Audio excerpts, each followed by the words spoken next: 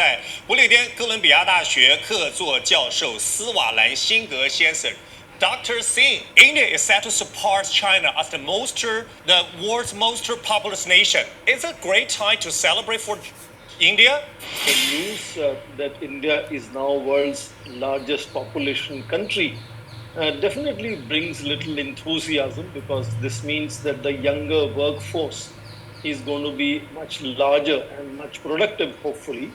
But this, of course, also brings its own set of challenges for India to make sure that this younger, restive workforce is put to good use, and that there is focus on skill development and employment, so that they can productively contribute to India's prosperity.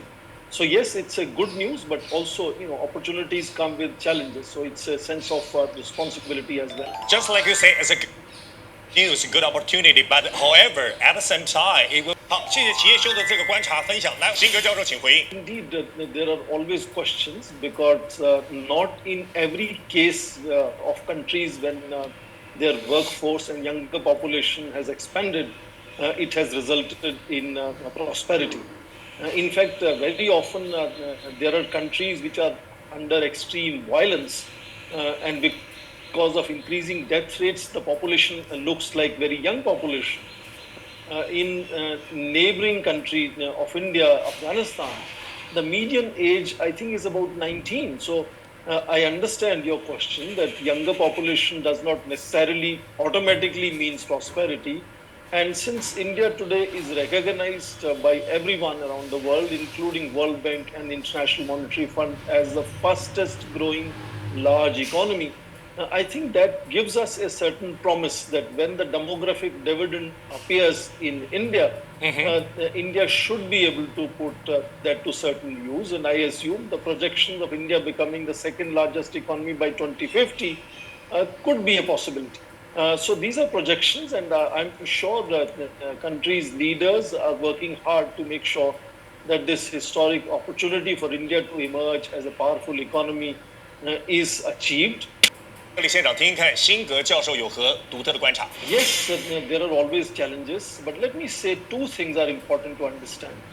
That A, whole world has been facing difficulties because of prolonged period of COVID-19 pandemic. So there is a certain deceleration in manufacturing that has occurred in almost all countries.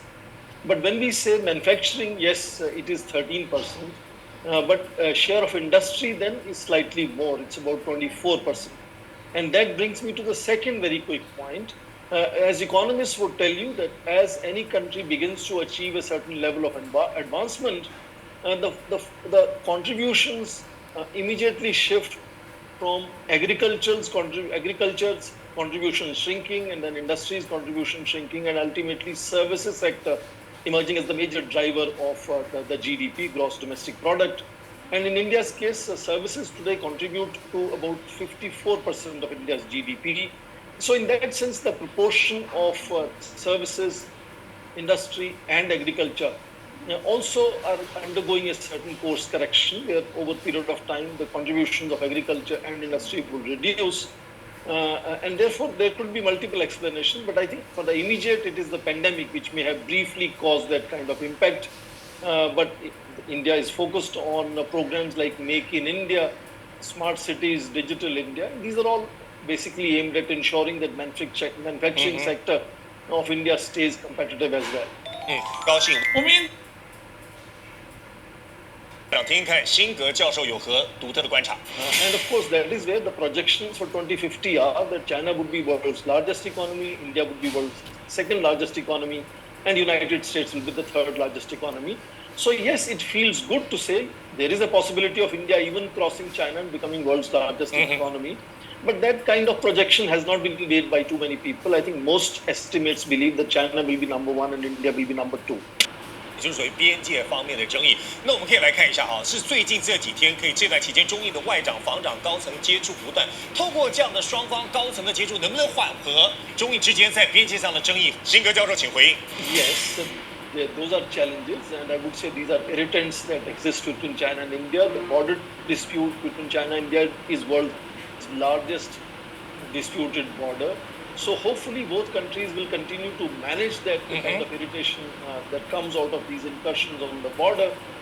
But both have to constantly be very, very alert to not make this, any major problem between these two emerging economies. In India, at the apex level, between President Xi Jinping and Indian Prime Minister Narendra Modi, is an understanding that differences should not become disputes, and that is the focus right now. 我觉得中印现在都是希